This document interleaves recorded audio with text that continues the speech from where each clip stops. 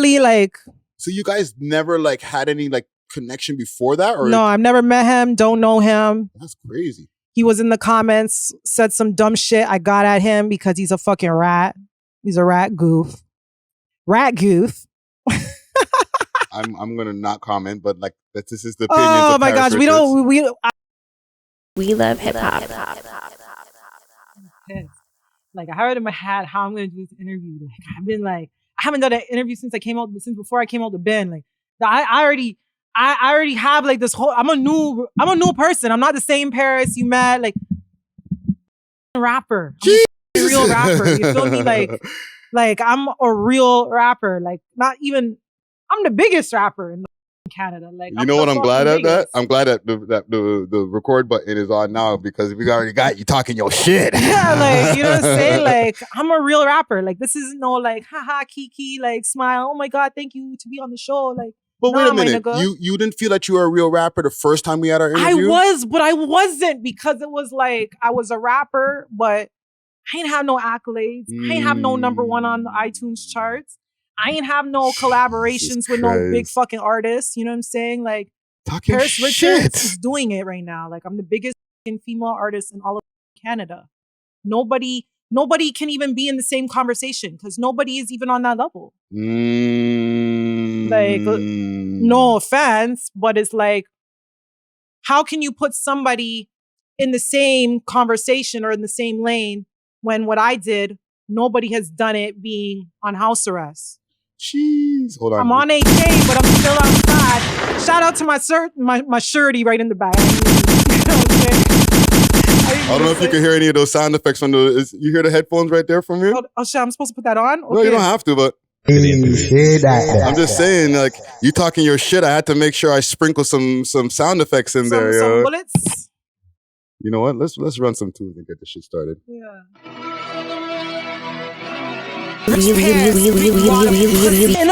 Throw cookies like a locksmith and the joke is it ain't. Let me ask you a question, quick fast.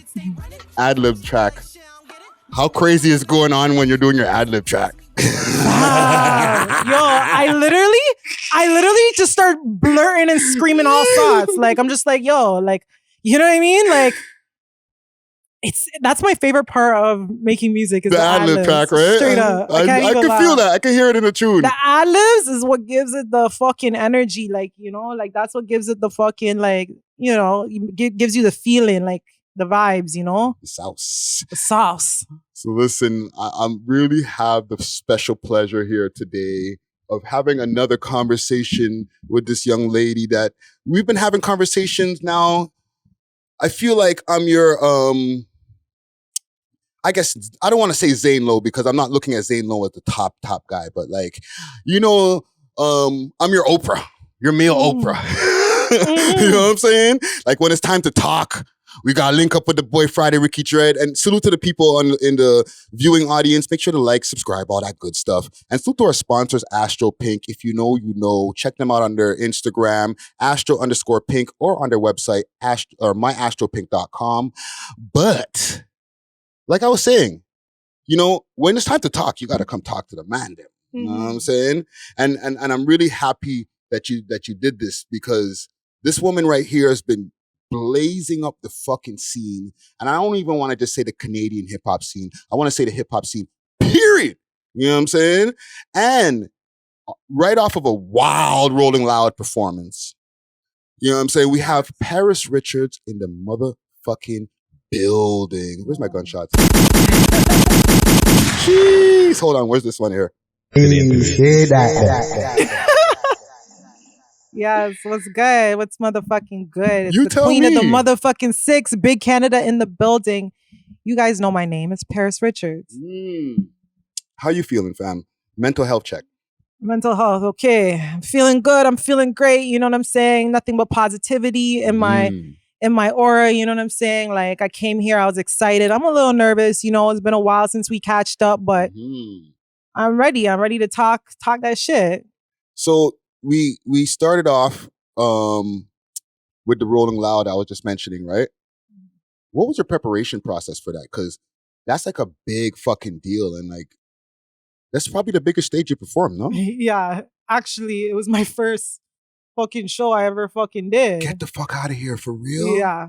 Like, I got booked for other events, but due to my circumstances, I couldn't really do those shows. Mm-hmm. And, you know, the city is like, you know, like, you got to be careful. You got to be safe. So when I got this opportunity to do Rolling Loud, I was ecstatic. But my first thing was, how the fuck am I going to do this fucking show? Yeah. I don't have any experience. I don't even know how to hold a fucking mic. Like, let's keep it real. Like, I got the hottest music in the city, but I don't know how to perform. I don't know how to fucking engage with a crowd. I don't know how to do any of that. So I really had to get to work and do rehearsals. I did weeks and weeks of rehearsals prior to the show. So when I came to do the show, I looked like a professional. Yeah. You know what I mean? And what's the rehearsal process like? Like, y'all in there with the dancers, you're practicing the rhymes over and over? So with rehearsals, how it worked was we cut up, we decided which songs I'm going to use, what order, make sure everything fit in the 15-minute span that I had, because if people don't know, once your 15 minutes is up, they could just cut your mic. So you don't want that, because if they book you for the 15 minutes, you don't want to be going over and then in between your song just cut flat out and everybody's like, what's going on? Like, you know? So I made sure it was right underneath 15 minutes. I also had to practice, like, what am I going to say in between the song? If I'm going to say, like, yo, I see a lot of bad bitches in the motherfucking building. If you a bad bitch and you from the 6, make some noise. Like, things like that, you got to, like, prep and know, you know what I mean? To engage and get the crowd hype, you know? And on the good side of things, I had Sick People and Miss Julie Black on my side. So that gave me the juice and the sauce that I needed. And both of them went out of their way and came to rehearsals to practice. And, you know, it was challenging, but it was hard, but, you know, I got it together though. So let's go back and, like, go through the scene now. You're getting there, you're behind the stage ready, you're hearing the fucking crowd, and what's going on in your stomach? Are you getting the butterflies? You nervous as fuck? You know, prior to that, I was really fucking nervous, but not until that day came, and then I pulled in and they got the dogs checking the fucking cars and shit, and security's like, buddy, I feel like I'm supposed to be here. Like, this is me. This is supposed to be me. This is supposed to be my life. This is what I worked for all these years, almost 10 years rapping. This is my fucking moment to shine. This is Paris Richards' motherfucking day. And to be honest, I wasn't nervous at all. I went in there, boom, had 2 shots of tequila, boom, ready. Did my prayer, ready up. I was ready. Grabbed the fucking mic. I wish I was on longer. I wish I was on there for 30 minutes because I was so fucking hyped.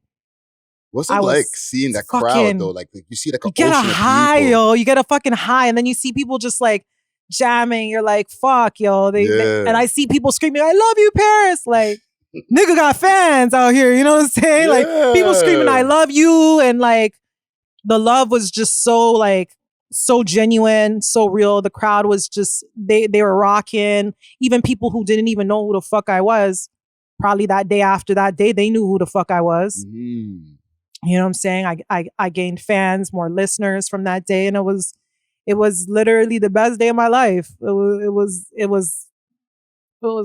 really good. It was really good. Dope. And that's an interesting point that you also brought up with the getting more listeners. Yeah. And I want to ask more people who come in who have done the Rolling Loud performance, now that you brought that up. Did you see an increase in, like let's say when you look at your music video views or your streams on, like, the different listening platforms, did you see an increase after that day or after that weekend?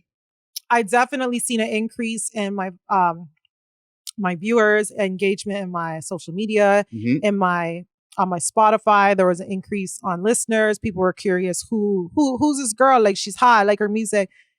There was an increase in everything. Not like a huge increase, but, you know, a couple thousand. You could see it though. Yeah, I could see it. It was good. And my stories were, like, going crazy. You know what I mean? I was getting, like, 20,000 views, like, just on my stories alone. Like, you know what I mean? Like, everybody was watching. Yeah. A lot of people, a lot of celebs and people reached out too after that. And I got some other opportunities. So it's really, really a blessing, man. It was really a blessing.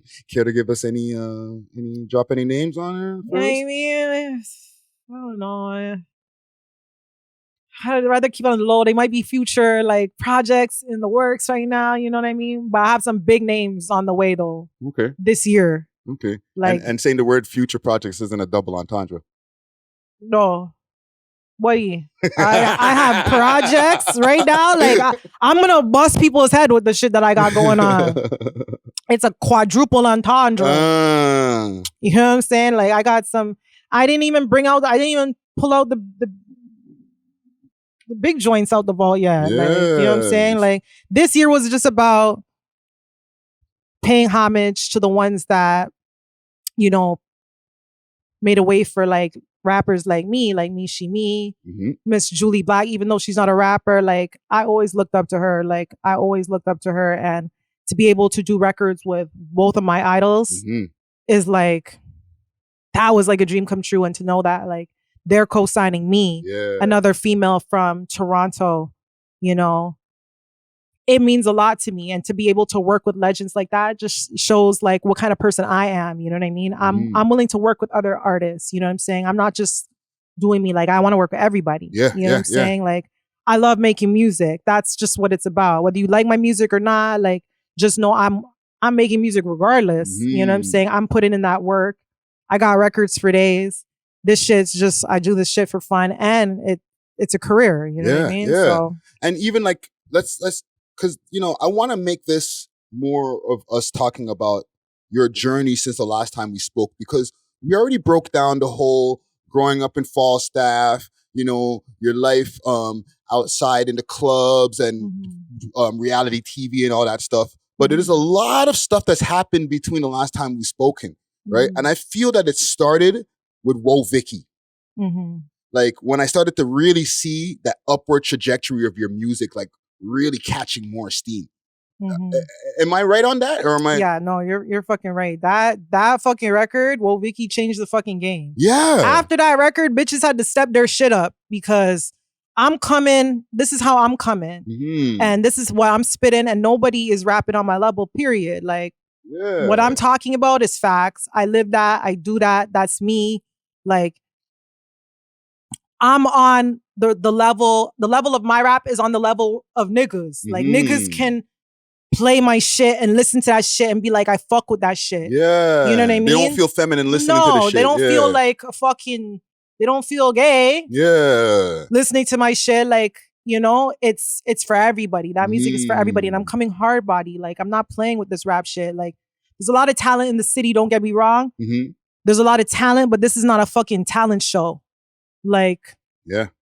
You know what I'm saying? There's people that are doing it for real, and then there's people doing it for fun. Yeah. You know what I'm saying? So once you did this Whoa Vicky record, right? You started seeing the traction from that. Is that when you first started linking up with Dub J? No, prior, the year before that, I did the Look at Me record last year. That hit #1 on iTunes. That was my first #1 ever. Shout out Dub J because you know what, like he does what he does, and he's a great producer, and he's been looking out for me, and he just makes fire fucking beats. He does. This guy makes retarded beats, like you know what I mean. So shout out to him, and he rides for the kids. So like, fuck, I'm fucking riding too. Yeah, you know? Yeah. So how did that relationship come to part? Because I see the Queen of the Six album, and it's completely produced by Dub J. Yeah. So like, when did that start happening? Yeah. Like, cause like, remember we had a whole conversation, and Dub J was not in the picture at the time, and then now, like, you know, Look at Me, Whoa Vicky, and then boom, y'all just started coming out the gates with tune after tune. Yeah. So the Whoa Vicky, the original one, because there's two versions, the remix. The remix is produced by him, but the original Whoa Vicky is produced by Enterprise Biz. Okay. So it's a different producer. Yeah. Look at Me is produced by Dub J. Bad Bitch, I Got You, the new Mellow Rocks, the Young Money one I did is all produced by Dub J. Right. The Ain't I record that I have with OJ the Juice Man, that's with a different producer, but it's executive produced by Dub J. Now, when he reached out to me last year, he just shot me an email. I didn't know who he was. Okay. Like, I dropped Hard in the Trap last year. That was like Hard in the Trap. That's the record that changed my life. That record is still today hands down the most streamed record I have. Everybody knows me from Heart in the Trap. You know what I mean? That alone, that record changed the game. So let's stop right there. We got to cut and rewind then a little bit because I thought it was Woah Vicky, but it's actually it's actually motherfucking Heart in the Trap. It's actually Heart in the Trap. Heart in the Trap. Yeah, that's when I was like, what's Never going met a bitch on? like me. Yeah. That put a heart in the trap, neck on fridge, I see. So when you dropped that, you started getting like a bunch of people contacting you? A lot of people started hitting me up. Big producers that I haven't even dropped music with yet. Artists. Everybody wanted to work with me from Heart in the Trap. Okay. I shout out Molly Mall because, he's seen talent in the kid and he was just like, yo, let's do a record. And I flew down to Vegas and I recorded a couple songs. And this song, Heart in the Trap, was the one. I was like, this is the one that I need to release. Yeah. Heart in the Trap is like, that's a fucking anthem. Like, never met a bitch like me. That put a heart in the trap, neck on fridge, I see. I stamped the 6 on my back for real. Like, I do this. I stamp the 6 on my back for real. That's why my name is Big Canada. The biggest in Canada. So, when Dub J hit you up, what was it like? He shot me an email. Sorry, I got sidetracked. No, I got you. He shot me an email. He was like, yo, let's get up on some music. I was like, who the fuck is this? Let me go see who the fuck this nigga is. Do some research. Okay, he had some records with this person. Okay, he did this. Okay, I know this record he did. Okay, yeah. Send me a beat pack. Boom. Send me a beat pack. Found the beat that I liked. This was like right after I dropped Heart in the Trap. I was probably like a month out, fresh out. Boom, wrote the track in a day. Then went back, recorded it, linked up with him in the studio. He was a nice guy, very professional, very, very polite, very, you know what I mean? Respectful. We vibed out, boom. Did the record, released the record, did a video, released it, boom, went number 1. After that, I was like, hell nah, nigga. We need to make some more fucking music. Yeah. Like, this is not going to be a one-time thing. He sent me another beat pack.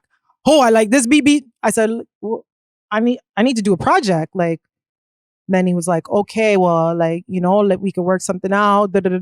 I'm like, yeah, well, I want to do this album. I want to name it this. He's like, okay, let me executive produce it since this is going to be all my beats anyways. Yeah. So I was like, why the fuck not? Right. And then there you have it. Paris Richards, Dub J. Combined forces. And he fucking rides hard for you. Fuck, yo. And I can't even fucking be mad, yo. If he wants to ride, because fuck. This nigga, I don't have you no can't say motherfucking... nothing about no other female rappers. No Paris Richards. I'm like, okay, nigga, we hear you. Yo, that's my right.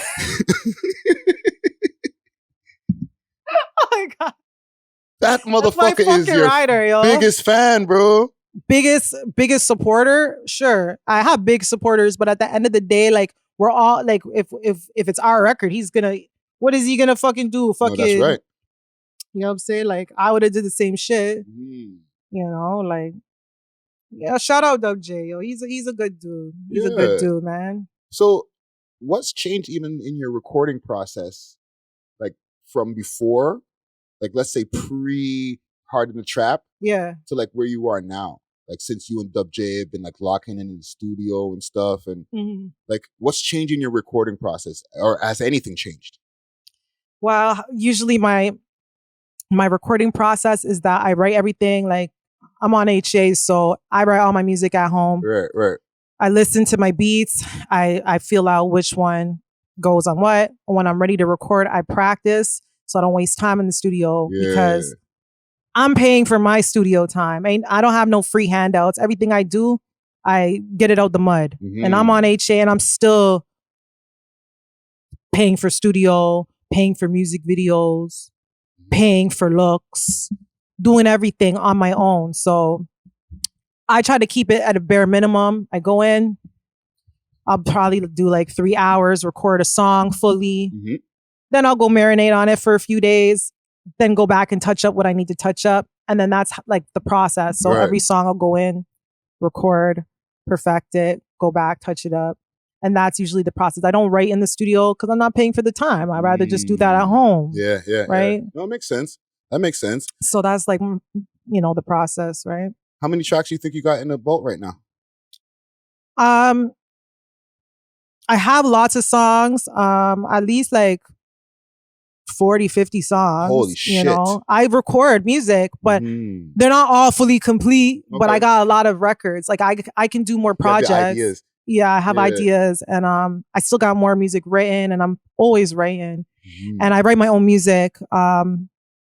Especially like since times like this, I get really inspired with everything that's going on. So I just write what I feel at home, write it down, save it for something, might hear a beat, and then might add that piece and another piece over here, and then create a song out of it, you know? Yeah. But yeah. So let's get into a little bit more personal stuff, right? And you know, there was that track that I was listening to with you and Julie Black, very fucking dope tune. You know what I'm saying? And you know, you had a son from a young age. Yeah. You said you gave birth to your son on the kitchen floor. Yeah, it's a true story. That's a true fucking story. Can you tell us that story, please? That's wild. Oh my gosh. So I gave birth to my son on the kitchen floor. When I was like in high school, I was pregnant with my son, and I kept that a fucking secret from my mom because, you know, like Caribbean people, they're like very strict, and I knew I was far too gone in this pregnancy to turn back and like, you know, sorry to say, like choose abortion, but I kept it until it was the day of I gave birth to my son. Wow. I was young. My stomach, like full blown pregnancy, looked tiny, looked very small. So my mom, and it was January. So I was wearing baggy sweaters. I was wearing coats. You know, I'm covering my shit up. I'm going to school, whatever. Boom, that day my stomach was hurting. I didn't even know how far along I was. I was like, I thought I had like an extra month or two to go before I could break the news. Nope. That bitch wanted to come out that same day. I was feeling so bad. And I told my mom, I think I'm pregnant. She's like, you think you're pregnant? I said, yeah, I think I'm pregnant. You know, I need to go to the doctor. I'm not feeling good. You know, my stomach is messed up. You got to rush me to the hospital. And then the pain is getting worse and worse and worse. To the point I started screaming, and I'm like, yo, you need to take me to the hospital. She's like, let me see your stomach. She's like, you're not pregnant. You just put on a little weight. I said, I think I'm pregnant, Mom. She's like, you're too young to be pregnant. I said, well, you know, I need to go to the hospital. If you don't, I'm going to call 911 because at that time I was really in so much pain. I couldn't bear it anymore. So she's like, okay, I'm going to go reverse the car out the driveway. Just wait for me on the veranda. And I'm holding my belly and I'm in pain. Soon as she reversed the car, my water broke. But I thought I pissed myself. I'm like, oh shit, water run down my leg right now. And my mom's a nurse. Yeah. So she comes out, she's like, what's going on, P? And then she looks and she's like, what is that? I'm like, I think I peed myself. It's P. And then she's like, what? What is this? You're pregnant for real? Oh my gosh. She's like, get back in the house. Oh God, I reverse. I'm in the kitchen at this point. She's dialing up 911. 911. Can you guys come? My daughter's about to give birth. She's screaming. She's like, take off your pants. Take off your pants. I'm like, take off my pants. I ain't showing you my, you know? Yeah. I'm still like a kid, but I'm a kid having a kid. I'm like, I'm not sure. She's like, you better take off your pants now. You're about to give birth, whether you like it or not. And she's screaming on the phone. She's screaming at me. I'm screaming in pain. Everything's going on. And boom, head pops out. Wow. My son's head pops out. My mom starts screaming. I'm screaming. Everybody's screaming. And there's a head out in the kitchen. That's crazy. The head must have been out for like 10 minutes. Like 10 solid minutes before the ambulance came. The ambulance came? The ambulance came. By that time, my mom had rubber gloves on from the kitchen, like these rubber gloves. She's like ready to... The cleaning gloves? Yeah, the cleaning gloves. She's like, I'm ready. I'm ready. The ambulance comes in. They're like, oh my gosh. They do whatever they do to let the shoulders out. Boom, baby comes out. They cut the cord. They get a towel, wrap up the baby, and then they deliver me to the hospital. My mom was in shock. I was in shock. I'm still a kid. I didn't even think I would give birth to my son on the floor, all natural. Yeah. Like in the kitchen. It's a story that's like, I don't know. People just would never believe that. You know what I mean? And I had him all natural, and he just popped out. After that, I never had kids again. That's some movie shit. I would never have kids again. After that pain I endured, I'd never want to go through that again. I don't know how other girls have like 3-4 kids. One is enough for me. One is enough for me. Wow. That's Yeah, it's fuck. that's some. Okay, so that must have changed you in some type of way. Mm-hmm. I had to grow up at a young age. I had to grow up fast. Mm-hmm. Everybody's going on dates and doing this and doing that. And I'm fortunately with a child. You know what I mean? All those teenage years I had to like step it up as a single mom, do what I had to do to raise my son. But luckily, unlike other people, I actually had my mom to help me. Yeah. So that really like pushed me too, you know, so I could work and I could make money and I could support and still have like a babysitter on the side. Yeah. So that really like was really solid for me. Okay. Yeah. No, that's a blessing. Yeah. And I'm gonna be jumping all around. I want to get back to the music now. Right? Yeah.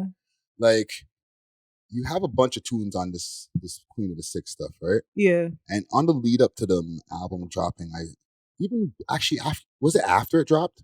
I seen a music video with you and Sick, and you were going at Hoodlum on the tune. Both of y'all. Yeah, Hoodlum's a Fred. What happened? Where did the relationship degenerate, or was there never a relationship? There was never a place? relationship to begin with. I don't know. He's like a troll. He's like that fucking guy like that just like fucking talks his shit. I don't know him personally. I don't know him from nowhere, but he seems to know me very well. But you know, he's a fucking bitch. Like the man's picking fights with fucking y'all. Like you're a fucking bitch. Like went on live 30 minutes talking about my feet. Like mans have foot fetishes or something. Like man has a foot fetish talking about me for 30 minutes. Like really like.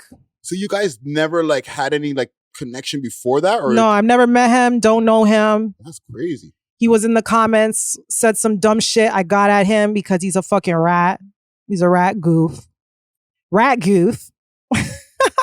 I'm gonna not comment, but like this is the opinions. Oh my gosh, I don't, you know, and I'm selective how I talk about him because he is a rat. Like, you know, he's a crown witness. So I mean, at the end of the day, like I gotta watch what I say. But you know, like he thought like coming after me that he was just coming after a bitch. I'm not a bitch. I'm a nigga. You're fucking with a nigga, and if you think you're gonna fucking get the last laugh, you're wrong. Because I mean, I did drop that record. Yeah, and I did air him out. Like record was everybody crazy. heard the record. Everybody knows what time it is. You know what I'm saying? Like for somebody who has everything to say, you know, like, you know, I'm not here to perpetuate any beefs. I just want to, you know, when I see them out there on the blogs and stuff like that, I just want to get to the bottom of it and see if there could be a peaceful resolution in the end. Because in the end of the day, all y'all make at music. the end, he wants clout, and I ain't gonna give him that type of clout and go at it with him in the comments. But at the end of the day, if it's about music, hey, like let's go, let's get it. Like, you know what I'm saying? Like, I'm not gonna do the back and forth with you. Yeah. Why not just say what I have to say in a song? You know what I mean? I don't need to go on live and talk about you for 30 minutes. Yeah. But if you want to do that about me, sure. It's all good. But just know that you're fucking with a nigga. I will fucking clap back. Like, period. Yeah. You know what I'm saying? I'm not one to be fucked with. People think they could just talk and that's it. Like, no, like, I'm going to really clap back. And that's just what it is. You know what I mean? You got to defend yourself, definitely. Yeah. Now, there's one thing, okay? And he did mention in his rant. Yeah. And when we had our first interview, and I don't know, maybe this is something we might have to cut out the fucking interview. Okay? So I'm going to tread lightly. All right? All right. There was something he mentioned in his thing that became a blog thing that we weren't able to talk about the first time. What was it? The Lil Wayne stuff. Shout out to our sponsors, Astro Pink, always coming with that loud. Check them out on their website, myastropink.com, or you can hit them up on Instagram at astro_pink. If you know, you know. Oh, okay. So that was aired out in his rant, and then that became, I think there was a few blog that reposted it. You know what I'm saying? What was it? What did it say in it? Just Lil Wayne or something? They're saying something about the Lil Wayne, Paris Richards, maybe type of relationship or something back in the days. Okay. So I know that this is something that maybe keep off the record or we could talk about. It's up to you. I mean, depends how deep we want to go into the rabbit hole. Well, like I said, we both got hot mics, right? So you could tell, you can go as far as you want to go with it, as much as you want to clear. Okay, up. If everybody's waiting to hear, that was me in the sex tape with Lil Wayne. It was me. Yeah. You know what I'm saying? Like, it was me, guys. Okay. Listen, that's it. You know what I'm saying? Because I know that, like, when all of this shit comes out into the blogs and stuff like that, it can get really messy. You know what I'm saying? And I try to keep away from the messy shit. But at the same time, I always want to make sure that everybody just gets a clear picture. You know what I'm saying? Yeah, like, that was like old news and stuff, but like everybody was speculating and stuff. And like anybody that knows me, they know my tattoos. They know, like, okay, that's so-and-so, but I didn't go out there. I ain't looking for clout off of it. Like, it's not something like I care. Like, you know what I mean? Like, just like when it got released, like, I was just shocked and wondering what the fuck is going on. Yeah. You know what I'm saying? Because like, what happened. You know what I mean? So it is what it is. It is what it is. And I think that's something that is fucked up when it comes to women with music. Because this type of shit, like, men deal with it too, but y'all got to deal with it, I think, a little bit more. Mm-hmm. Like blogs, different type of stuff like that. Do you think it's harder for women in music? And if so, why? Of course it's harder for women in music because we have to work twice as hard. We have to do more than the men. The men could just throw on a fucking t-shirt and a fucking chain or whatever, hair nappy, whatever the fuck. When it comes to the looks, women, we have to get dolled up. We got to get our hair done. We got to get our nails done. Excuse my nails, because I don't even have my nails done today. But I'm here coming to the interview like, fuck, I need my fucking shit done or I'm not going to be top notch. Amazing. You know? Don't even worry about the nails, Tam. You know what I'm saying? But you get what I'm saying? Like, women have, we have to be on a certain level to get that attention, those looks. You know what I'm saying? Men don't have to go that hard. And then when it comes to the music, the bars have to be at a certain level that men can listen to it too. You can't just be talking about, oh, my pussy's this, my pussy good. Oh, you know what I mean? Like, we got to talk about other topics too. That's why when I make my music, I try to talk about topics that men can relate to too, from a female's perspective. You feel me? So the standards is high for women. Mm-hmm. They expect more. Delivery has to be more. Looks have to be more. We got to be polished. Lyrics have to be top notch. Everything. Just everything. Even if we go to perform on stage, we got to dance. We got to have a costume. We have to have this. Niggas just come out with their knapsacks, just fucking rapping like, yeah, ski mask on. Like, nigga, like, I want to put on a motherfucking ski mask and fucking rap and fucking jump up and do some dumb shit. Like, I don't want to be fucking dancing with some fucking backup dancers. Yeah. You know? Men don't really have to do that unless they're like a specific type of rapper. Exactly. Then it's like, okay, yeah, he get the backup dancers. But for the most part, we could just bring the man them up on stage. And the man them are going to turn up and it's going to be lit and everybody's going to be singing the lyrics in the crowd for you because everybody loves the song. But bitches got to do twice as much. Yeah, you're right. Like, you know how much I spend on looks just for music videos? My outfits, my hair, my makeup. Yeah, that alone is a bag. And you do like 2-3 outfit changes per video. Yeah. I don't have no fucking sugar daddy. I don't have a fucking boyfriend. I don't get music grants. I don't have a fucking investor. I get it all out the fucking mud myself. Mm-hmm. Like, no sponsor. Everything I got is self-made. I'm self-paid.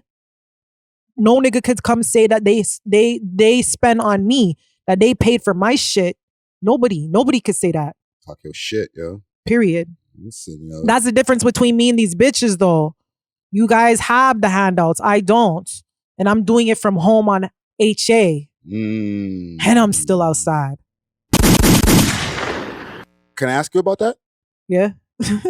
Because, like, you know, For the people who aren't on the outside, they'll hear HA and they'll be like, okay, they're like Googling and stuff like that, right? Like real niggas, we already know what HA is, right? Yeah, House real arrest. niggas know what HA is. Right? On HA, but I'm still outside. Don't get closer, you'll get pod. He was on range when his jaw got wired. How you want to range with a nigga who shot you? Got your son boxed. Do you know who boxed him? Don't get me pissed, yo. Pissed. Listen, and I'm going to tread lightly. What happened to get you on house arrest, fam? What are you? I'm on charges. I'm on fucking sticks and fucking drug weapon charges. And this is like, I've been on the shit for almost a year and a half. Almost 2 years. How did that interfere with the music, making the music? How did that like make it? Because it's an obstacle right there. It's an obstacle, but you know what I realized is that if I never went through what I went through, which is unfortunate, I wouldn't have been going as hard in the music as I am right now if I wasn't isolated. Mm-hmm. When I was on the road, just fucking out willy-nilly, just fucking living my life, not taking the music serious, I wasn't dropping music the way I'm dropping music right now, I'll tell you that. If it wasn't for me being on HA right now, I wouldn't have dropped probably anything. You know what I'm saying? Like, it got you focused. Yeah, I dropped how much songs I dropped this year? 6 or 7? Seven records, 2 albums. Mm-hmm. And the year is not even done. Yeah. And I'm about to fucking go full throttle in the last quarter and get another win, because that's what I do. And that's just what it is. Like nobody's going hard and investing in the music that I'm doing. Like whether you're with a fucking label or whatever, like I'm doing everything on my own. I'm the only bitch in the city that puts money into marketing my music. Yeah. With the exception, who I tremendously have respect for, is Havea Mighty. Yeah, salute to Havea Mighty. Yeah. You know, she has a good like team, but I have tremendous respect for her. She's doing her thing. I don't really like, she has her own lane and she's owning it. Like, you know what I'm saying? Like, she is in her own lane. She's owning it. I'm in my lane and I'm fucking crushing it. Yeah, you are. You know what I'm saying? Like, I'm fucking crushing it. There's nobody that is even close to where I'm at right now. So give me a list of names then, like, because you have worked with other women. I'm not gonna give you the why don't women work together, because you're working with other women. You have tracks with Keish, you have tracks with Julie Black. Like there's like a list, like there's a tune that you have like I would call it like the posse cuts for the old school heads, right? Yeah. You got Mishi Me, Charmaine, who's this lady Nana here? Goody. Nana Goody, Lola Buns, and Layla Hendricks. Layla Hendricks. And Keish. All in one song. All in one fucking song. Right? So you work with women, right? I work with women and I fucking support women. I'm not a fucking hater. I'm not here like, oh, you know what I mean? I'm too good to work with artists. No, I have respect and I'm a fan of some of these girls that I work with. Every girl that I work with, I'm a fan of their work. I'm you know, like inspired from their work. So I would love to work with them. Like shout out all the girls on Wo Vicky Remix and my idol Mishi Me. I love her so much. She's the sweetest girl ever. But yeah, like, you know what I mean? Like I work with other female artists, like, you know what I mean? And that's just what it is. Other females don't. Why do you think that happens? Why is that? I don't know. Like what's the whole stigma like behind it? Like, if you make music and you're about making music, make music. Yeah. Like if that's what you like to do, like collaborate. You can't come in this game and not collaborate with people. You're not gonna evolve. You're not gonna go to the next level if you're just putting out records on your own. You got to do collaborations. That's part of the game. Facts. You know what I mean? Like people think like, oh, you know, like, nah, I'm gonna give this girl shine and da-da. You think I don't give a fuck if I'm number 1 and if someone's number 10. If I fuck with you and I like your music, I'll fucking work with you. Yeah. I don't give a fuck. Period. So you think it's like a lot of women are afraid to like transfer the shine, basically. Yeah.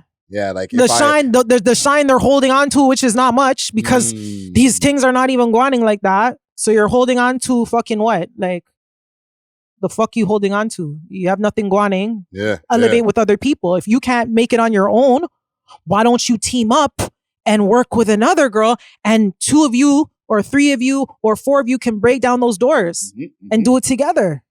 I'm writing this down as a title for the episode. Afraid to transfer the shine. You know what I'm saying? Yeah. Because they'd be afraid to they think that if you collaborate, that all of a sudden your light's gonna get a little bit dimmer. Yeah, like my light's gonna dim. No matter what, my light is always gonna fucking shine. I'm a fucking star. I will forever shine. Nobody can dim my light. Doesn't matter who. I don't care who you are. I'm a fucking star. I shine my own light. You know what I'm saying? Like, if you don't, that's on you. Yeah. You know what I'm saying? Like, I'm not a person that's like, okay, I'm too good. I'm Paris Richards. I'm too motherfucking good. I'm not gonna work. No. I fucking work with Julie Black. Do you know Julie Black never got a #1 on iTunes ever until she did the record with me for I Got You? That earned her first #1 record on iTunes. All the girls on Wo Vicky Remix, they got their first charting record. Wasn't #1, it was #3, but 3 is better than anything. Nobody's charting. And what do we have in Canada? Everybody's like making it seem like iTunes charts is nothing. The fuck out of here. Fuck out of here. What do we have? Do we have Billboard over here? What the fuck do we have? iTunes. Who's buying your music? Nobody. Get on a chart, period. You're not on any chart. Let's not even be like, oh, what iTunes charts? Get on a chart. Get on a chart and then come talk to me. Because if you can't even get on a chart, who are you to fucking talk and say, oh, Paris bought units of music? You can't even do that. That's impossible. You cannot buy units on iTunes. You could buy one fucking iTunes song. Yeah. Per iTunes account, and you cannot manipulate accounts. Yeah, I'm glad you touched on that because that has been something that was a backlash that was coming back at you and Doug J. Everybody, because they didn't want to give me my flowers. You know, a bitch is really out here fucking changing the game, making history, because no other bitch is doing what I'm fucking doing. They don't want to give me my fucking flowers. Why? Because they think, oh, I must be fucking taking shortcuts to get what I'm getting. Yeah. If it was so easy for me to do it, why isn't anyone else fucking doing it? Why isn't there any other male or female? Why is nobody charting? Yeah. Why? Because nobody buys your music. People are more worried about putting up fucking, oh, I'm going to buy some fucking streams on Spotify. I have 1 million streams. Listen, I'm on another level. I got downloads, labels, A&Rs watching me, looking at how much music I'm fucking selling. I don't look at streams. I look at units. Every fucking unit. This is some free game. Yeah. Every unit that you sell is 1,500 streams on Spotify. Talk to them. So every unit you sell on Spotify is equivalent to 1,500 streams. So you're trying to get those streams on Spotify when you can't even sell one fucking song on fucking iTunes. And when I dropped Queen of the Six, a lot of people don't fucking know if you're paying attention. The first 500 people that bought my fucking album, I sent them a free poster, a free autographed poster of Paris Richards. For every person, the first 500 people that bought an album got a free poster with my autograph mailed to them on my mailing list. But, you know, people say, oh, you know, this is not real. This is not, because you guys don't go hard. You guys don't push your music. You guys post your music for a week and then you disappear on it. Yeah. You guys do not advertise. You guys don't, you don't put any money in marketing. So how you expect to chart? How you expect to even have consistency? I got editorial playlists on Spotify. I've been on over 50 editorial playlists alone this year. But nobody's talking about that. Everybody's worried about who's shaking their ass, who's doing this. I'm on my 6th #1 on iTunes. You're doing real behind the scenes work. And I got A&Rs and labels looking at me. I already got 3 deals already on the table from labels. 3 offers already. That's crazy. You fucking dumb, like. Hold on, more contact. Yo, shout out to fucking JB on the Homer Lager, yo. This is booming still, I can't lie. Hell yeah. It's smooth. It's smooth, yo. Available in multiple liquor stores across Canada. It's not bad, yo. you know? Like, I'm not really a beer. I like a Corona, but it's similar to a Corona. Yeah, man. Salute to JB, yo. Salute to Homer's Beer. And salute to you, Paris. You know what I'm saying? I'm very proud of you. I've been looking at the movement. I've been watching, like, the trajectory and how it's just been going up and up and up. And I'm like, holy fuck, yo. like this is a different Paris, but the same from who I interviewed a year ago and then a year after that. And like, I'm just seeing the evolution and I'm fucking I've really grown as an artist, and I've really like broken into my skin, you know, and find out like what works for me versus what doesn't work for me. What's my sound, you know what I mean? And really that's just what it is. Like, I'm just owning who I am, you know what I mean? And I'm not going to let anybody tell me different. No, I fuck with it. I have the Friday Ricky Dredd question, okay? And for the people who've been following and been watching us, salute to y'all. So y'all know what it is. What's one thing of all the years that you've been doing your thing, you know, different experiences that you've had in life, right? What's one thing that you wish you knew then that you know now? What, for the music? Just period in life. And music and all that is all encompassed in your life. I wish I never took people's opinions so serious. I wish that, you know what I mean? I just could block them and just, you know, bang the beat to my own drum. Me worrying about what other people think took a toll on me in the long run. You know what I mean? Because before, the old me used to count a lot on what people thought about me. Yeah. You know, if somebody went on the comments and said, ew, you're ugly, I would feel hurt. I would feel like some type of way and be like, oh, maybe I am ugly. Maybe, you know, maybe my ass is too small. Maybe my tits are too small. Maybe if I didn't take people's criticism so much, I wouldn't be, you know, who I am today. Well, obviously I wouldn't, but I feel like that impacted who I am. I'm not saying it was for the bad. It turned out for the good. Like, you know what I mean? Like, I take every lesson, you know, in life and, you know, and I'm grateful for them. But at the same time, like, if you could learn that from early, not to take like people's opinions and let their views overlook yours about yourself, then, you know, you'll be perfectly fine in life. You'll get by just fine. You know what I'm saying? Now I don't give a fuck what anybody says about me. Yeah. And you could say whatever you want. It's not going to change the narrative and what I'm going to do and what I think about myself. You know, self-love is important, you know, self-love. That's game right Took there. me a long time to find that, but, you know, at least I did. That's the game right there from Paris Richards. Yeah. You know what? One question that I didn't ask you that's on my list here. You did reality TV early in the game, right? Yeah. Would you ever go back and try reality TV again? Yeah, hell yeah, I would do it. I think like I got a personality that people would love to see, and like, you know, like people gravitate to me. Like people always like think like, oh, like she's stuck up, she's this. When then they get to meet me and get to know me, they're like, yo, this girl's she's fucking crazy. She's fucking funny. Like she's dope. You know what I mean? Yeah. I think that would, you know, for TV it would be dope. You know? Yeah, because that show.